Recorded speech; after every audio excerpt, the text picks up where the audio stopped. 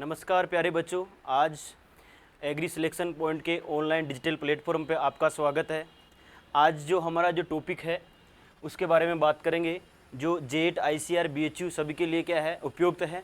और आज हमारा जो क्लास 12th का chapter number 3 imported insect pest of crop of storage के बारे में बात करेंगे, यानी कि फसलों एवं भंडारण में लगने वाले कीटों के बारे में बात करेंगे।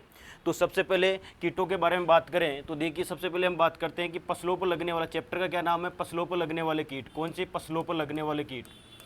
फसलों पर लगने वाले कीट, लगने वाले कीटों के बारे में बात करेंगे। तो देखो, कीट के बारे में बात करेंगे सबसे पहले, और एक और होता है भंडारण पर लगने वाले कीटों के बारे में बात करेंगे। तो देखो, कीट जो होता है, एक होता है कीट और एक होता है पेस्ट। तो प्यारे बच्चों, हम क्या करेंगे कि कीट और पेस्ट के बारे में बात करेंगे। किसके बारे में बात करेंगे? कीट, इंसेक्ट और पेस्ट के बारे में। क्योंकि जो भी बेसिक होता है ना, बेसिक, सबसे पहले टॉपिक का बेसिक क्लियर करना अपन को क्या आवश्यक होता है? सबसे पहले बेसिक होना जरूरी होता है। क्या होना? बेसिक। किसी भी चैप्टर का बेसिक क्या होता है? तो देखो, फसलों पर लगने वाले इंसेक्ट पेस्ट, यानी कि हम जब इसका इंग्लिश में ट्रांसलेशन करते हैं तो ये इंपॉर्टेंट इंसेक्ट पेस्ट लिखा जाता है। इसको क्या लिखा जाता है? Insect pest. तो सबसे पहले प्यारे बच्चों, इंसेक्ट क्या होता है? सबसे पहले बात करेंगे इंसेक्ट, क्या? कीट। और उसके बारे में सबसे पहले कीट से पहले अपन को क्या समझना होगा? अपन को समझना पड़ेगा पेस्ट के बारे में। किसके बारे में समझना पड़ेगा? पेस्ट के बारे में। किसके बारे में समझना पड़ेगा? पेस्ट क्या होता है? देखो, पेस्ट जो होता है ना, इसको पेस्ट और कीट में क्या अंतर है? पेस्ट और कीट में क्या अंतर है? दोनों में अंतर के बारे में बात करेंगे। जो पेस्ट होता है ना, यानी कि ऐसा कोई भी जीव, कहने का मतलब डियर स्टूडेंट, ऐसा कोई भी ऐसा जीव हो जो आर्थिक रूप से फसल को क्या करे? नुकसान। अब जीवों में किस किस को शामिल किया गया है? जीवों में शामिल किस किस को किया गया है? जैसे कि मैं बात करूं, एक एग्जाम्पल के थ्रू आपको मैं बताता हूं। प्यारे बच्चों देखो, मैं बात करूं जैसे कि कोई भी चीज स्टोरेज है, मान लीजिए ग्रेन फूड, अपने वीट का क्या कर रखा है? स्टोरेज कर रखा है। समझ में आई ना मेरी बात? वीट का स्टोरेज कर रखा है, और तो वीट का स्टोरेज करने के बाद में इसमें आपको चूहा, यानी कि चूहा लगा हुआ है, चूहा बिल कर रखा है नीचे स्टोरेज। जब हम स्टोरेज करें तो बिल कर रखा है, और चूहा क्या कर रहा है? इस जो स्टोरेज कर रहे हैं, जो धान है, इसको क्या कर रहा है? नुकसान पहुंचा रहा है। तो इसको अपन क्या थोड़ी कहेंगे? इंसेक्ट थोड़ी बोलेंगे। यानी कि जो चूहा अगर इसका इकोनॉमिक लॉसेज कर रहा है, आर्थिक हानि पहुंचा रहा है ना, तो इसको क्या कहेंगे? इसको पेस्ट कहेंगे। क्या कहेंगे? पेस्ट। क्यों कहेंगे पेस्ट? पेस्ट कहने का कारण यह है कि पेस्ट में किस किस को शामिल किया गया है? इंसेक्ट को भी शामिल किया गया है, और किसको शामिल किया गया है? एनिमल को, यानी पक्षी, पशु, और कि यहां तक कि हम बात करें वायरस, फंजाई, ये सारे किसके अंतर्गत आते हैं? पेस्ट के अंतर्गत आते हैं। तो पेस्ट समझना जरूरी होता है सबसे पहले। किसके? क्या? पेस्ट। देखो, पेस्ट किसे बोलेंगे? इंसेक्ट। हम कह सकते हैं इंसेक्ट क्या है? एक प्रकार से क्या है? पेस्ट है कि नहीं? लेकिन पेस्ट में किस किस को शामिल किया गया है? मैंने बता दिया कि पेस्ट के अंदर डिजीज भी हो सकती है, वायरस भी हो सकता है, कोई बैक्टीरिया भी हो सकता है, यानी कि इकोनॉमिक लॉसेस कर रहा हो। यानी कि इकोनॉमिक लॉसेस कैसे? कि इकोनॉमिक लॉसेस कर रहा है। जैसे कि हम बात करें, जैसे चूहा के बारे में बात करें, यदि कोई पक्षी लगा हुआ है, पशु लगा है, तो उसे हम कह सकते हैं संबंधित रूप से पेस्ट।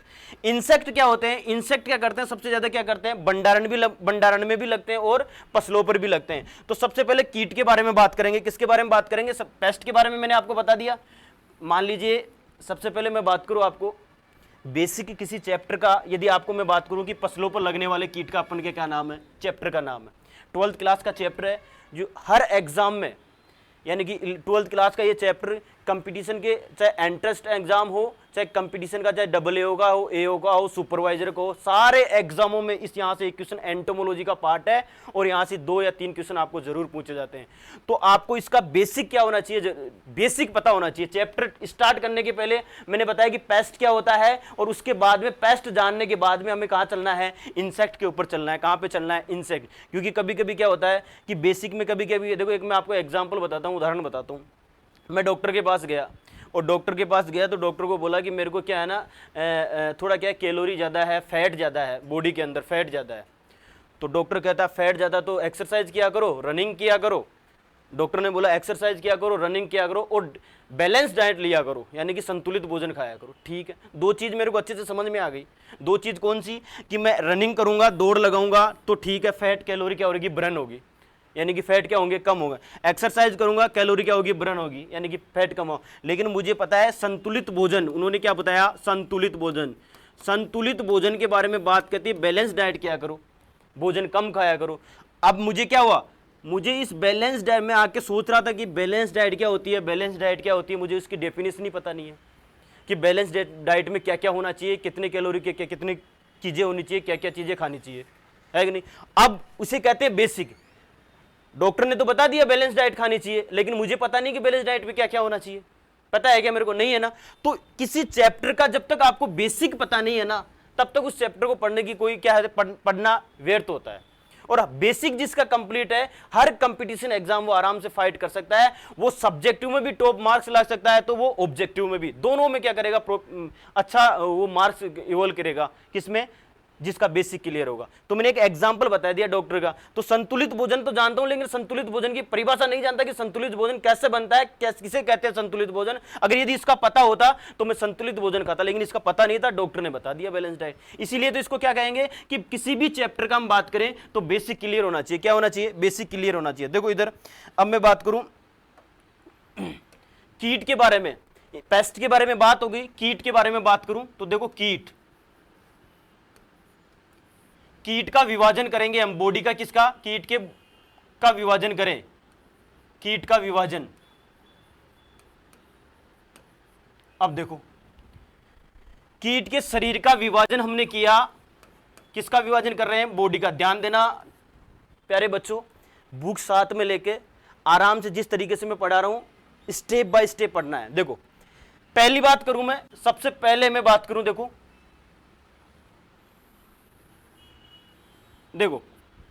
डायग्राम्स के माध्यम से भी मैं समझाऊंगा इसको, लेकिन इसको एक बार मैं थ्योरेटिकल रूप से आपको समझा देता हूं। कीट का जब डिवाइडेशन किया, इंसेक्ट की बॉडी का जब डिवाइडेशन किया, यानी कि इंसेक्ट को मैंने क्या कहा था कि इसका जो संघ आता है वो कौन सा आता है? आर्थ्रोपोडा आता है। कौन सा आता है? आर्थ्रोपोडा। आर्थ्रोपोडा संघ में आएगा। ये कौन से संघ में आएगा? आर्थ्रोपोडा संघ में। और इसका जो वर्ग होगा, ध्यान रखना, इसका जो वर्ग होगा वो कौन सा होगा? इंसेक्टा होगा। कौन सा होगा? इंसेक्टा। वर्ग कौन सा होगा? इंसेक्टा।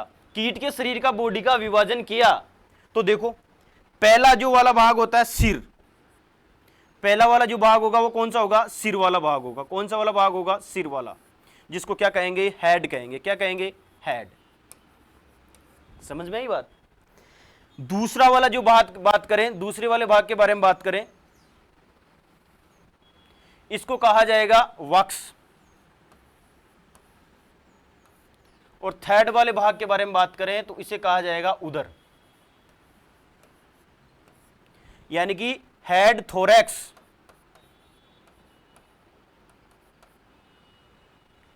और एब्डोमन।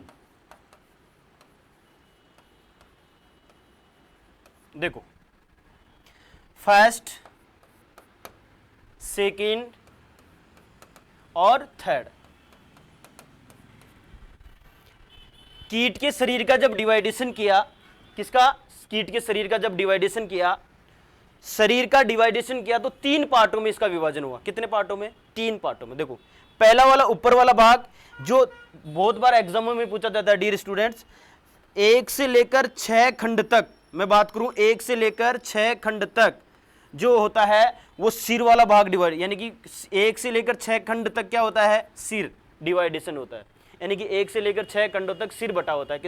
कितने खंडों में बटा होता है? सिर 6 खंडों में बटा होता है। एग्जाम में पूछा जाता है कि सिर जो होता है कीट का वो कितने भागों में डिवाइडेशन होता है, यानी उसका कितने खंडों में डिवाइडेशन होता है। तो 1 से लेकर 6 खंडों तक। वक्ष के बारे में बात करें तो ये जो वक्ष वाला भाग है ना डियर स्टूडेंट्स, ये वक्ष वाला भाग है ना, ये होता है 7 से लेकर 9 खंडों में बटा होता है। कितने खंडों में बटा होता है? 7 से लेकर 9 खंडों में बटा होता है। अब लास्ट वाला जो बच गया वो कौन सा है? इसको क्या बोलेंगे? उदर बोलेंगे, एब्डोमन बोलेंगे। इंग्लिश हिंदी में क्या बोला जाता है इसको? उदर। और इंग्लिश में क्या बोला जाता है? एब्डोमल। तो 10 से लेकर 20 तक किस में बटा होता है? ये उदर वाला भाग बटा होता है। किस वाला भाग में बटा होता है? उदर वाला भाग में। यानी कि पहला भाग आ गया सिर, थोरैक्स और एब्डोमन। हेड, थोरैक्स और एब्डोमन। सिर वाले कुल कितने खंड हो गए, 1 से लेकर 20 खंडों में बटा होता है। आपको इतना तो पता लगा, 1 से स्टार्ट हुआ और लास्ट में कितने हैं, 20 खंड है। यानी कि कीटों का शरीर कितने खंडों में बटा होता है, 20 खंडों में बटा होता है। सिर वाला कितने में होगा, 1 से 6। सिर वाला कितने में होगा रे, 1 से 6। वक्ष वाला कितने में होगा रे, 7 से 9। और उधर वाला कितने में होगा रे, 10 से 9। यानी कि हेड, थोरेक्स और एब्डोमेन। यानी कि 1 से लेकर 6, 7 से लेकर 9, 10 से लेकर 20, 10 से लेकर 20। अब देखो सिर वाला जो भाग होता है ना, सिर वाला भाग, इसमें क्या होता है, सिर वाले भाग में बात करें तो इसमें क्या पाए जाएंगे, मुखांग पाए जाएंगे। क्या, माउथ पार्ट पाए जाएंगे। क्या पाए जाएंगे, माउथ पार्ट, मुखांग, मुखांग पाए जाते हैं। और क्या पाए जाएंगे इसमें, एंटीनी पाई जाएगी। क्या पाई जाएगी, एंटीनी, जिसको क्या बोला जाएगा हिंदी में, श्रृंगिकाएं। और इस पे क्या पाया जाएगा, थोरेक्स वाले भाग पर क्या पाया जाएगा, विंग्स पाए जाएंगे। और क्या पाया जाएगा, लेग्स पाए जाएंगे, जो अभी डायग्राम के माध्यम से बताऊंगा आपको, ठीक है। और इसमें क्या पाई जाएंगी, मेलफिगी नलिकाएं पाई जाती है, एसाकित नलिकाएं पाई जाती है, जिसमें उत्सर्जन होता है। ये सारे किस वाले भाग में, लास्ट वाले पार्ट में, एब्डोमन में पाए जाते हैं। तो कीटों का डिवाइडेशन किया तो ये जो माउथ पार्ट होते हैं ना डियर स्टूडेंट्स, ये सब में अलग अलग प्रकार के होते हैं। सब में क्या होते हैं, किसी में कटिंग टाइप का होता है, किसी में चेविंग टाइप का होता है। यानी कि कटिंग का टाइम काट के पहले क्या करेगा, यानी कि माउथ पार्ट सब में, सब जो कीट होते हैं सब की प्रजातियों में, सब में क्या होते हैं, अलग अलग होते हैं। किसी में कटिंग टाइप के होते हैं, काटता है, काट के क्या करेगा, चबाएगा। एक चेविंग टाइप का, डायरेक्ट क्या करेगा, चबाएगा। क्या करेगा, चबाएगा। तो सब में अलग अलग प्रकार के होते हैं। एंटीना होता है, इसके बारे में बात करेंगे, थोरेक्स के बारे में बात करेंगे, और किसके बारे में, एब्डोमेन। और वो भी किसके डायग्राम के माध्यम से समझेंगे। किसके माध्यम से समझेंगे, डायग्राम के माध्यम से। देखो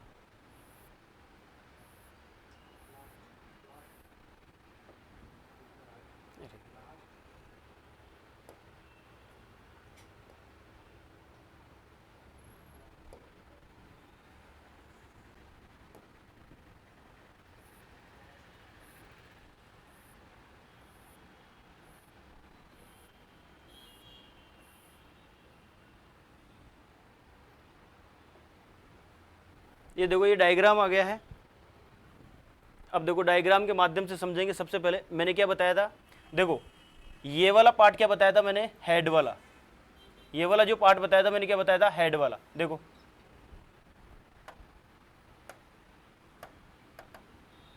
देखो ये वाला जो पार्ट है ये कौन सा है, हेड वाला।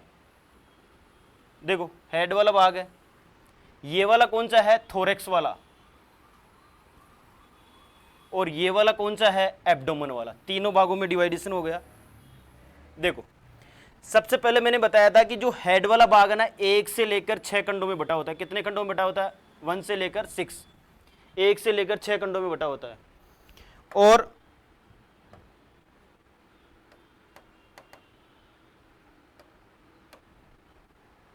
एक से लेकर क्या होता है, 6 खंडों में बटा होता है। अब देखो हेड वाला जो भाग है ना, इस पे क्या क्या पाई जा रही है, एंटीनी। देखो 1 पेयर्स एंटीनी पाई जा रही है। देखो ये वाली एंटीना, इसको क्या बोलेंगे, एंटीना, जिसको हिंदी में क्या कहते हैं, श्रृंगिकाएं। ये जो डियर स्टूडेंट श्रृंगिकाएं है ना, ये क्या करती है, देखो श्रृंगिकाएं क्या करती है कीट में, इसका क्या कार्य है श्रृंगिकाएं का, एक तो क्या करती है, डायरेक्शन देती है और भोजन का पता लगाती है। और डायरेक्शन क्या करती है, कीट को डायरेक्शन यानी दिशा निर्देश देती है। क्या देती है, दिशा निर्देश देती है। और इसमें जो सबसे पहले वाला भाग, इसके भी 3 पार्ट होते हैं इस एंटीना के भी, first part, second part and third part. ध्यान देना, एग्जाम में जरूर पूछा जाता है ये। एग्जाम में, यहां से एग्जाम में क्वेश्चन पूछा जाता है कि कौन सा क्वेश्चन पूछा जाएगा। देखो 1 से लेकर 6 खंडों में बटा हुआ है और पहला जो एंटीना जुड़ा होता है, इस भाग को बोलेंगे स्केप वाला भाग। यानी कि सिर से जिस जो भाग एंटीना का जुड़ा होता है उसे क्या बोलेंगे डियर स्टूडेंट्स, उसे बोलेंगे स्केप। उसको क्या बोलेंगे, स्केप। बात समझ में है कि नहीं मेरी बात समझ में आ रही है कि नहीं है? कि जो हेड वाला भाग है ना, इस हेड वाले भाग में क्या एंटीनी लगी होती है, और वो एंटीनी 3 भागों में बटा होता है एंटीना। एक मैंने बताया स्केप, एक ये वाला जो भाग होता है इसको बोलेंगे पेडिसल। इसको क्या बोलेंगे? इसको बोलेंगे पेडिसल। ये पेडिसल हो गया। और ये लास्ट वाला जो भाग होता है ना, इसको बोला जाता है फ्लेजिला। देखो 3 भाग है इस एंटीने के। पहला भाग स्केप, यानी कि वो एग्जाम में कहां से क्वेश्चन पूछेगा, ध्यान देना यहां से, कि जो एंटीना का जो पहला पार्ट है उसको क्या कहेंगे? स्केप। ध्यान देना।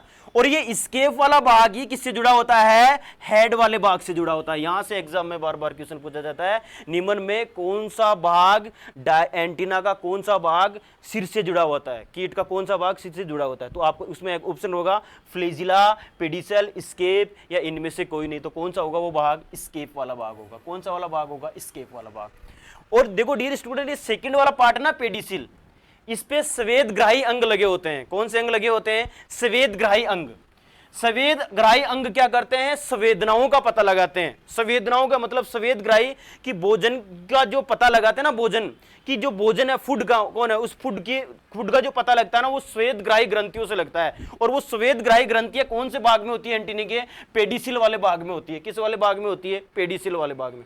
ध्यान देना। अब यहां से भी एग्जाम में कि निम्न में से कौन सा भाग जिसमें स्वेद ग्राही अंग पाए जाते हैं? और स्वेद ग्राही अंग किसे बोला जाता है? जिसको इंग्लिश में बोला जाएगा जॉनसन अंग बोला जाएगा। इसको क्या बोला जाएगा? स्वेद ग्राही अंग को क्या कहते हैं इंग्लिश में? उनको बोला जाता है जॉनसन अंग बोला जाता है, या जॉनसन पॉइंट। कभी कभी एग्जामिनर क्या होता है, ज्यादा चतुर होता है, तो वो स्वेद ग्राही अंग लिखकर हिंदी में भी क्या लिख देता है? जॉनसन अंग लिख देता है। क्या लिख देता है? जॉनसन अंग। निम्न में से जॉनसन अंग एंटीने के कौन से भाग पे है? तो ध्यान रखना, पेडिसिल वाले भाग पर। किस वाले भाग पर? पेडिसिल वाले भाग पर। इसी प्रकार ये जो लास्ट वाले भाग का बारे में बात करें, इस वाले भाग के बारे में, इस वाले भाग के बारे में, क्योंकि अंतिम जो भाग होता है उस पर हेयर लगे होते हैं। लगभग कीटों के क्या होते हैं? हेयर लगे होते हैं। और इस प्रकार के ये जो हेयर होते हैं इनको कहा जाता है फ्लेक्जिला। और ये क्या करता है? मूवमेंट करता है। क्या करता है? मूवमेंट, यानी कि गति प्रदान करने में क्या करेगा? ये गति प्रदान करेगा। लास्ट वाला जो एंटीना का भाग है ना, ये क्या करता है? मूवमेंट करने में काम कार्य करेगा, मूवमेंट करने का कार्य करेगा, यानी कि जो फोर्स है उसको क्या करेगा? लगाएगा। ये फ्लेजिला काम करता है। ठीक है, तो मैंने बता दिया 3 पार्ट होते हैं, स्केप, पेडिसल और फ्लेजिला। और हेड कितने खंडों में बटा होता है? 1 से लेकर 6 खंडों में बटा होता है। कितने खंडों में बटा होता है? 1 से लेकर 6 खंडों में बटा होता है। दूसरी चीज देखो, इसमें संयुक्त नेत्र होता है। देखो ये यहां पे जो आपको दिखाई देना ना, ये ऐसे इस देखो दिखाता हूं मैं आपको। देखो ये वाला जो पार्ट है ना, ये वाला पार्ट, इस वाले पार्ट में यहां पे कंपाउंड आइज पाई जाती है। क्या पाई जाती है? Compound eyes. और ये जो कंपाउंड आइज, इसको हिंदी में बोला जाएगा संयुक्त नेत्र। इसको क्या बोला जाएगा? संयुक्त नेत्र।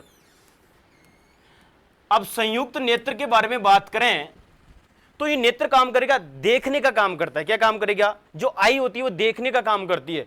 और संयुक्त रूप से किस पे पाई जाएगी? हेड वाले भाग पे। किस वाले भाग पे पाई जाएगी डियर स्टूडेंट? हेड वाले भाग पे। दो चीज, एक चीज देखो, क्या चीज समझनी है इसमें? आपको ये कीट का डायग्राम दिखाई दे रहा है। मैंने पहले इसका बॉडी का डिवाइडेशन किया हेड, थोरेक्स और एब्डोमल में। मैंने ये भी बताया कि देखो वक्स वाला भाग है ना, वो कहां? वक्स वाला भाग, उसमें 2-3 जोड़ी टांगे होती है और 2 जोड़ी क्या होते हैं? पंख होते हैं। पहले मैंने बता दिया एक बार डिटेल से, और फिर मैं आपको डायग्राम से बता रहा हूं। फिर मैंने सिर वाले भाग पर बताया भाई एंटीना पाया जाता है, कंपाउंड आइज पाई जाती है, वो भी मैंने बता दिया है ना। और इसमें क्या लगे होते हैं? माउथ पार्ट्स लगे होते हैं। और इस आंख के जो यह कंपाउंड आइज, यहां पे लगे होते हैं माउथ पार्ट्स। क्या लगे होते हैं? Mouth parts. और मुखांक बोलेंगे उनको, क्या बोलेंगे? मुखांक। ये जो मुखांक होते हैं ना, सब में क्या होते हैं? अलग अलग प्रकार के होते हैं। कोई में चेविंग प्रकार के होता है, कोई में कटिंग प्रकार के होते हैं। तो ये तो हो गई हेड की बात। ये तो किसकी बात हो गई? हेड की बात। अब किसके बारे में बात करेंगे? थोरेक्स के बारे में बात करेंगे। देखो थोरेक्स, इसको बोला जाएगा हिंदी में क्या? ये वाला जो पार्ट है ना, इसे कहेंगे थोरेक्स वाला। जो हेड के पास में वाला पार्ट है, इसको कहेंगे थोरेक्स। ठीक है, थोरेक्स वाला जो पार्ट है ना, ये वाला, ये इसको बोलेंगे हिंदी में वक्स। मैंने क्या कहा था? लेग्स। देखो ये दिखाई दे रहा है, लेग्स आपको दिखाई दे रहे हैं ना, ये इंग्लिश में लेग्स लिखे हुए, इनको बोलेंगे टांगे। लेग्स पाए जाते हैं। और क्या पाए जाते हैं? विंग्स। ये देखो ये लिखा हुआ विंग्स, जिसको क्या बोले जाएंगे? पंख। अब इस पर तो केवल इतना ही लिखा हुआ है विंग्स और लेग्स, लेकिन 3 जोड़ी टांगे पाई जाएगी लगभग लगभग सभी कीटों में। कितनी जोड़ी टांगे पाई जाएंगी? 3 जोड़ी, 3 पेयर लेग्स, 3 पेयर लेग्स होंगे।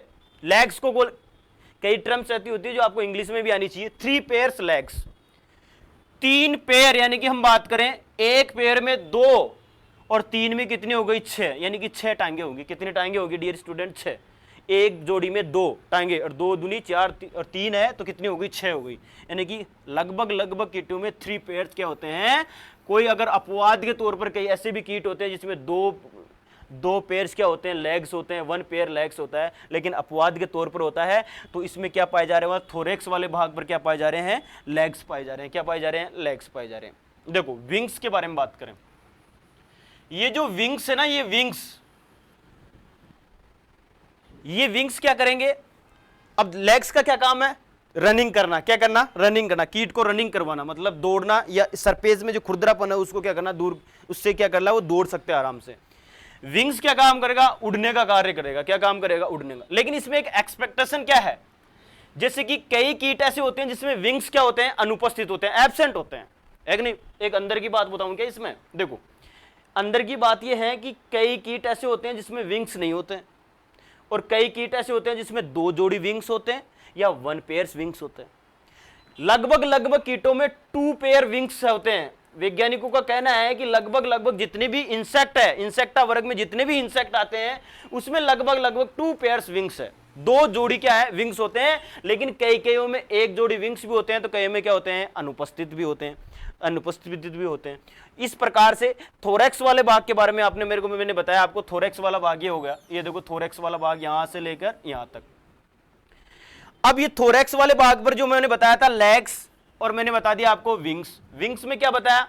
एग्जाम में क्या क्या पूछता है? एग्जाम्पल पूछ लेता है कि ऐसा कौन सा कीट है जिसमें विंग्स क्या रहते हैं? अनुपस्थित रहते हैं। अब आपको दे देता है ऑप्शन, दे देता है रेड हेरी कैटरपिलर, एक दे देता है कातरा, एक दे देता है कातरा,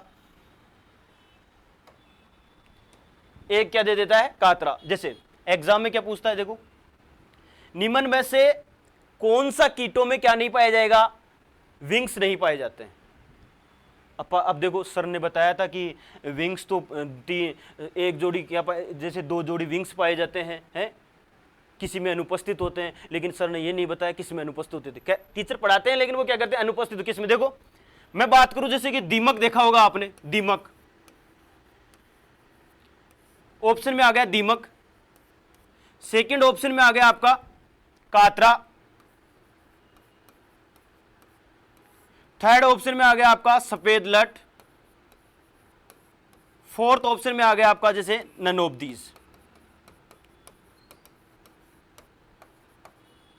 अब देखो क्वेश्चन क्या है? निम्न में से कौन से इंसेक्ट में विंग्स नहीं पाए जाते? अनुपस्थित होते हैं, एब्सेंट होते हैं। तो क्या देखोगे? बोला दीमक जो होता है ना, आपने देखा होगा दीमक, टर्माइड में क्या होते हैं? विंग्स होते हैं, एक जोड़ी विंग्स होते हैं। कभी जब वो एडल्ट अवस्था में जाता है, वयस्क अवस्था में जाता है, जब उड़ता है तो उसमें क्या होते हैं? विंग्स होते हैं। कातरा के बारे में बात करें तो कातरा में भी क्या होते हैं? विंग्स होते हैं। क्या कातरा में देखा है? कातरा क्या होती है? इस प्रकार से लट होती है, सब व्हाइट कलर की, जिसमें ब्लैक कलर के डॉट होते हैं, और हेरी। कातरा को बोला जाता है रेड हेरी कैटरपिलर। और रेड हेरी कैटरपिलर क्यों कहा जाता है?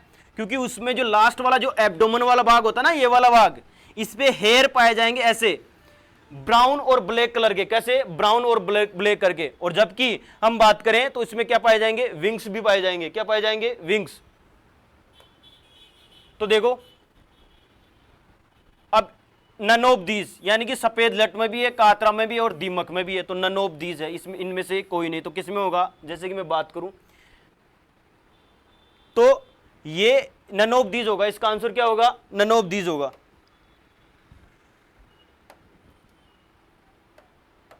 ठीक है, देखो इसका आंसर क्या होगा? None of these. अब देखो जो इंसेक्ट जिसमें विंग्स नहीं होते हैं, देखो लगभग लगभग ऐसे विंग्स सभी में पाए जाते हैं, या तो एक जोड़ी या 2 पेयर्स। क्योंकि विंग्स सभी में क्यों पाए जाएंगे? देखो दीमक जो होता है ना, वो अपना एडल्ट अवस्था में जाता है तो विंग्स का क्या हो जाता है उसमें? निर्माण। कातरा जो होता है ना, रेड हेरी कैटरपिलर, इस रेड हेरी कैटरपिलर जब ये क्या होता है, लार्वल स्टेज होती है और वापस लार्वा से किसमें यानी कि मैंने बोला था मेटामार्फोसिस होता है। मेटामार्फोसिस द्वारा ये शरीर में क्या करता है, डेवलपमेंट होता है।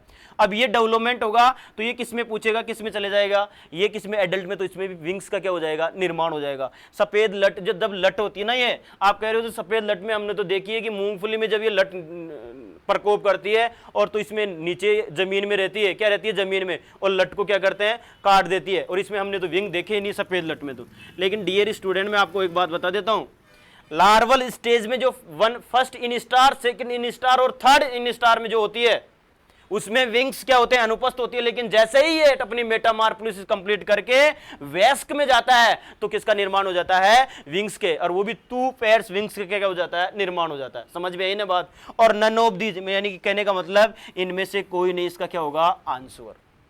तो उन्होंने क्या बताया, लगभग सभी कीटों में क्या होते हैं, विंग्स होते हैं। जब मेटामॉर्फोसिस की क्रिया होती है ना, तो मेटामॉर्फोसिस क्रिया के दौरान जब वयस्क का निर्माण होता है तब जाकर विंग्स का क्या हो जाता है, निर्माण हो जाता है।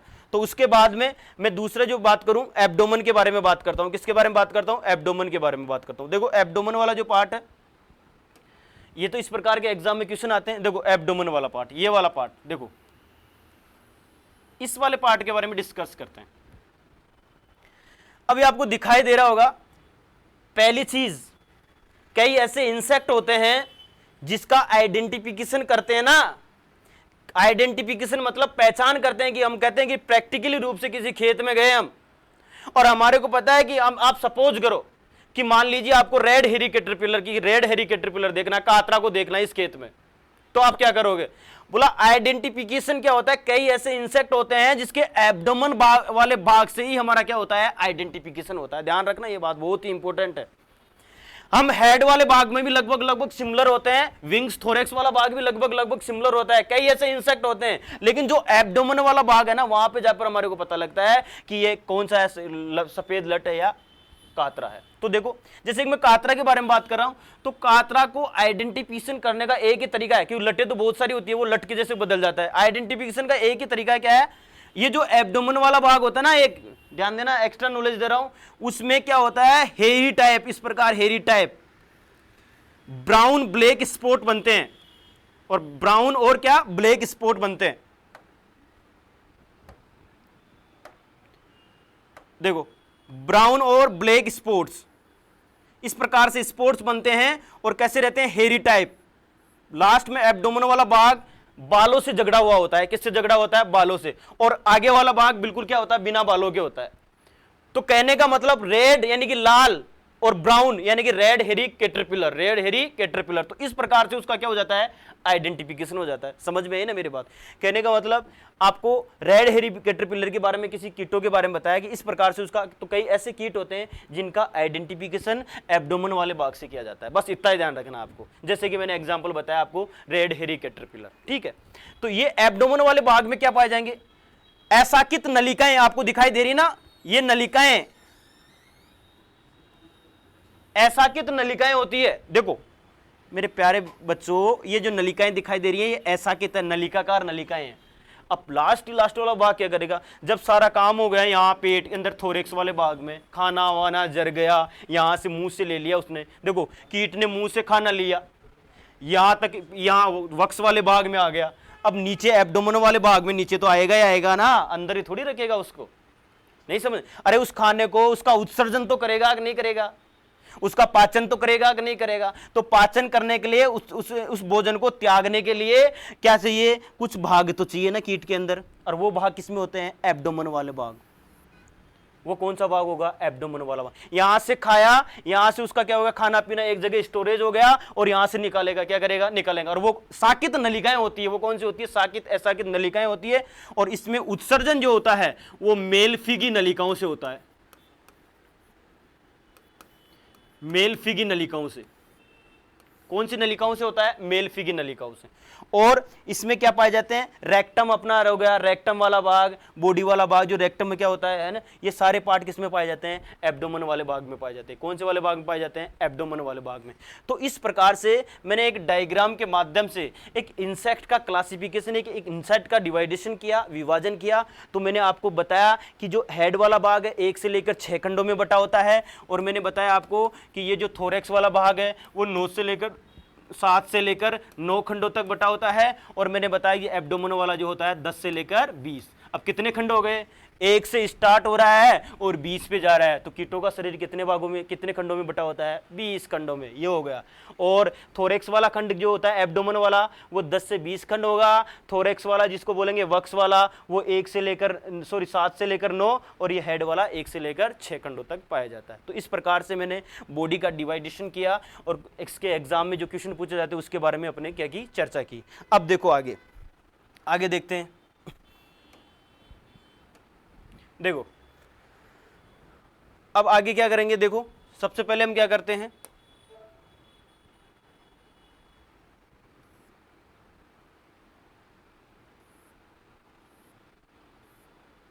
देखो ये देखो कीटों का डिवाइडेशन हो गया। कीटों का डिवाइडेशन होने के बाद में अपन बात करेंगे इसकी। देखो पहले करेंगे कायांतर की, मेटामॉर्फोसिस की। देखो आपको दिखाई दे रहा होगा कीटों में कायांतरण होता है। कितने प्रकार से होता है? 2 प्रकार से। कितने प्रकार से होगा? 2 प्रकार से। देखो कितने प्रकार से होता है? 2 प्रकार से। अब 2 प्रकार से होता है, एक होता है कंप्लीट और एक होता है इनकम्प्लीट। अब बोले सर पागल बना रहे हो क्या हमारे को?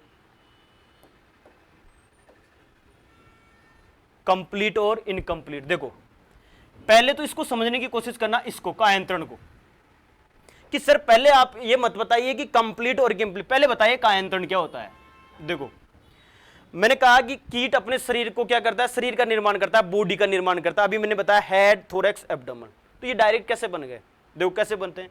शरीर का विकास करने के लिए कीट अपने शरीर का जब विकास करेगा तो वो मेटामॉर्फोसिस करेगा, कायांतरण करेगा। कहने का मतलब क्या है? जैसे बच्चा होता है, मैं आपको बताऊं, एक छोटा बच्चा होता है 2-5 साल का, फिर उसमें बुद्धि आती है, वो 10 साल 15 साल का होता है, फिर उसमें चेंजेबल होता है, यानी कि रेडियल चेंजेबल हो रहा है, उसमें कुछ समझ आती है, फिर वो 15 से 20 साल का होता है, उसमें वो अच्छे से समझदार हो जाता है, कुछ समझने लगता है। इसी प्रकार कीटों में भी क्या होता है, जैसे कीटों में भी क्या होता है, डेफिनेशन कायांतरण क्या होती है? अपने आप को बदलने के लिए और अपने शरीर का विकास करने के लिए कीटों में किसकी क्रिया होती है? कायांतरण की क्रिया होती है। किसकी क्रिया होती है डियर स्टूडेंट? कायांतरण की। और कायांतर कितने प्रकार का होता है? 2 प्रकार का। देखो एक होता है पूर्ण कायांतर और एक होता है अपूर्ण। पूर्ण कायांतर में क्या होता है? जैसे ये देखो, ये वयस्क है, ये वयस्क। इसके बाद में ये क्या बता रहा है? देखो अंडा बनेगा। क्या बनेगा? अंडा। और उसके बाद में क्या बनेगा? लार्वा। और उसके बाद में क्या बनेगा? फ्यूपा। ये वाला भाग कौन सा है? फ्यूपा वाला। और ये वाला वयस्क। यानी कि किसी भी कीट की लाइफ साइकिल यदि 4 अवस्थाओं से होकर गुजरेगी, ध्यान देना, यदि कोई कीट अपने शरीर का विकास कर रहा है और वो 4 अवस्थाओं से होकर गुजरेगा, कहने का मतलब 4 अवस्था कौन सी? यदि वयस्क, एग्स, अंडा, लार्वा और फ्यूपा, 4 अवस्थाएं हो रही कि नहीं है, तो इसे क्या बोलेंगे? पूर्ण कायांतरण हो रहा है। क्या हो रहा है डियर स्टूडेंट? पूर्ण कायांतरण। मैं एग्जांपल बता दूं, उदाहरण के तौर पे मैं बता देता हूं आपको। आपने सुना होगा व्हाइट ग्रब का नाम, सफेद लट।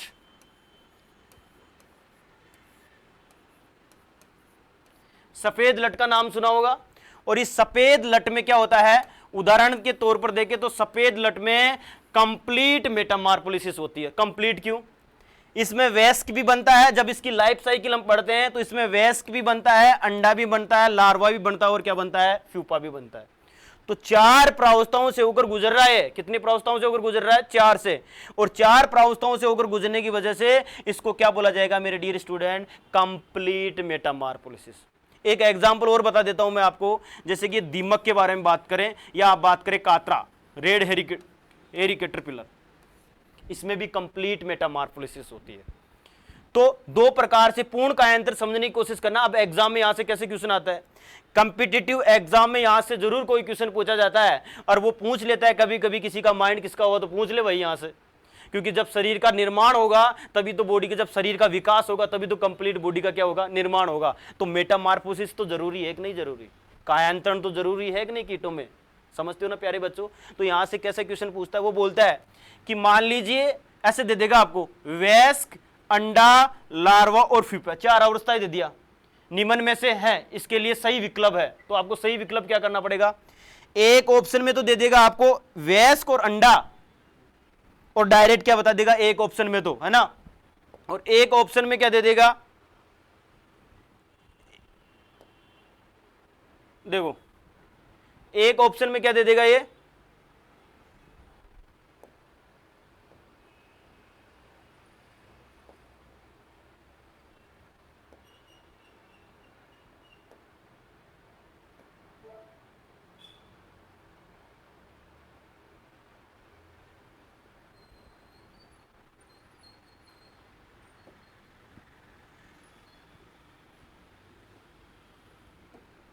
देखो एक ऑप्शन में तो क्या दे देगा ये, एक ऑप्शन में तो दे देगा आपको, जैसे कि मैं बात करूं, एक ऑप्शन में दे देगा वयस्क, दूसरे ऑप्शन में दे देगा, ये एक ऑप्शन चल रहा है एग, और डायरेक्ट क्या दे देगा फ्यूपा, और थर्ड क्या दे देगा ये क्या हो गया फर्स्ट ऑप्शन। सेकंड ऑप्शन में दे देगा कि बोलेगा सफेद लट में निम्न में से मेटामॉर्फोसिस होती है, तीसरा ऑप्शन दे देगा वयस्क,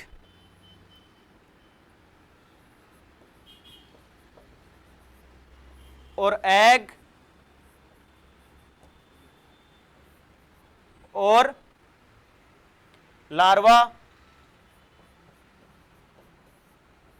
और थर्ड दे देगा आपको फ्यूपा। अब देखो दो ऑप्शन दिखाई दे रहे हैं, तीसरा ऑप्शन और दे देगा कुछ, तो आपको क्या करना है कि सफेद लट में कंप्लीट मेटामॉर्फोसिस होती है, क्या होती है कंप्लीट, तो कंप्लीट होती है ना, तो इसलिए इसका क्या होगा वयस्क वाला भाग क्या होगा सही होगा, कौन सा वाला होगा वयस्क वाला, कौन सा वाला भाग होगा वयस्क वाला। तो देखो वयस्क वाले भाग के बारे में बात करें,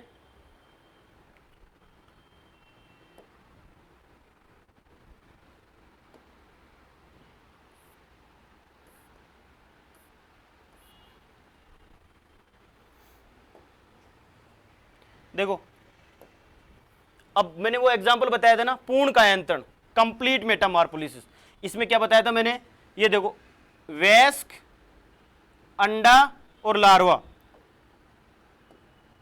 देखो और फ्यूपा। क्वेश्चन क्या था अभी कि सफेद लट में कौन सी मेटामॉर्फोसिस होती है निम्न में से, तो मैंने बताया था ना अभी एग्जाम्पल, पहले उदाहरण के तौर में मैंने एग्जाम्पल बताया था आपको इस प्रकार से कि सफेद लट में क्या होता है कंप्लीट मेटामॉर्फोसिस,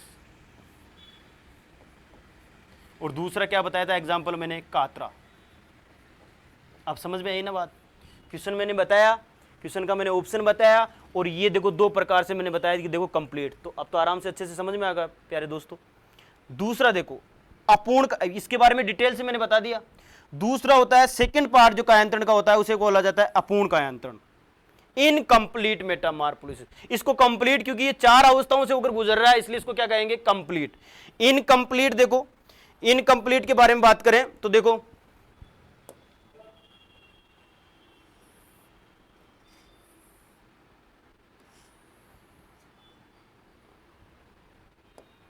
देखो इनकम्प्लीट के बारे में बात करें तो इनकम्प्लीट में क्या होता है, देखो वयस्क वाला भाग, ये वयस्क वाला, ये अंडा वाला और ये फीफा, 3 अवस्थाएं हैं। इसमें कितनी है 4, और इसमें कितनी है 3।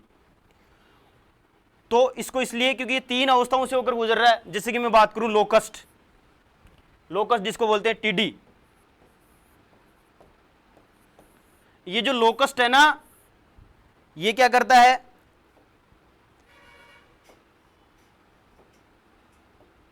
देखो लोकस्ट है ना टीडी, इसमें क्या पाया जाता है इनकम्प्लीट मेटामॉर्फोसिस। इनकम्प्लीट मेटामॉर्फोसिस क्यों, क्योंकि ये 3 ही अवस्थाओं से होकर गुजरता है। कितनी अवस्थाओं से, 3 अवस्थाओं से होकर गुजरता है। दूसरा जैसे हम बात करें तो टीडी हो गई। जैसे खपरा बिट्टल होता है, खपरा बिट्टल में भी क्या होता है, 3 ही अवस्थाएं होती है। कितनी अवस्था होती है, 3 ही अवस्था, इसलिए उसमें क्या पाई जाती है, इनकम्प्लीट मेटामॉर्फोसिस पाई जाती है। क्या पाई जाती है, इनकम्प्लीट।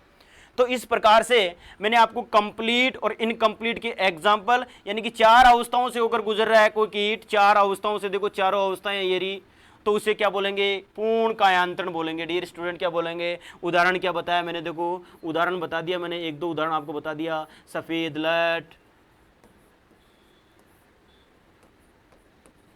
एक उदाहरण बता दिया मैंने आपको कातरा, और एक क्वेश्चन भी बताया था मैंने आपको, और वो क्वेश्चन के माध्यम से भी आपको मैंने समझा दिया है। सेकंड जो बताया मैंने अपूर्ण कायांतरण, इसमें मैंने लोकस्ट बता दिया। इसमें क्या पाया जाता है, 3 अवस्थाओं से होकर गुजरेगा ये। और सबसे ज्यादा देखो एक चीज और बताऊंगे अंदर से, इसमें अंदर की बात बताऊंगे एक में, लगभग जितने भी कीट होते हैं ना, उसकी जो डैमेजिंग स्टेज होती है ना, हानिकारक अवस्थाएं, वो लाइफ साइकिल के दौरान अपनी जो हानिकारक अवस्थाएं प्रदर्शित करता है। जैसे कि सफेद लट के बारे में बात करूं, ये सफेद लट है, तो सफेद लट का वयस्क थोड़ी हानि पहुंचाएगा सबसे ज्यादा, नहीं, उसका जो लार्वल स्टेज होती है ना, लार्वल स्टेज, जिसको लार्वा स्टेज होती है ना, first in star, second in star, ऐसे बनते हैं, स्टार बनते हैं, देखो सी शेप की होती है और इस प्रकार से स्टार बनते हैं, देखो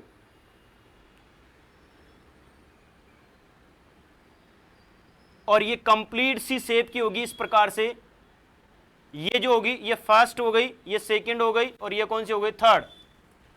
तो फर्स्ट स्टार, सेकंड स्टार और थर्ड स्टार, तो सबसे ज्यादा जो डैमेजिंग स्टेज होगी वो कौन सी होगी, थर्ड वाली।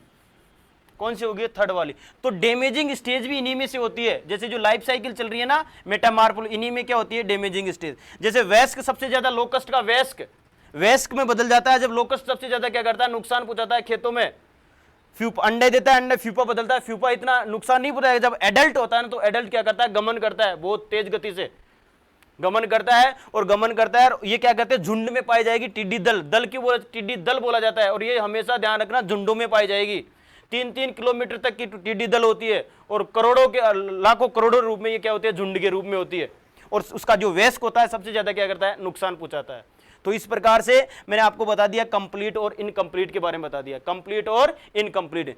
तो ये चैप्टर मैंने आपको बता दिया है, कीट के डिवाइडेशन के बारे में बता दिया है, कीट के इसके मॉर्फोलिसिस के बारे में बता दिया है। नेक्स्ट चैप्टर के बारे में अपन क्या करेंगे, नेक्स्ट चैप्टर के बारे में कल बात करेंगे। और आपको यदि वीडियो अच्छा लगे तो इसको लाइक करना, शेयर करना और सब्सक्राइब करना, और अपने दोस्तों को भी बताना, ठीक है।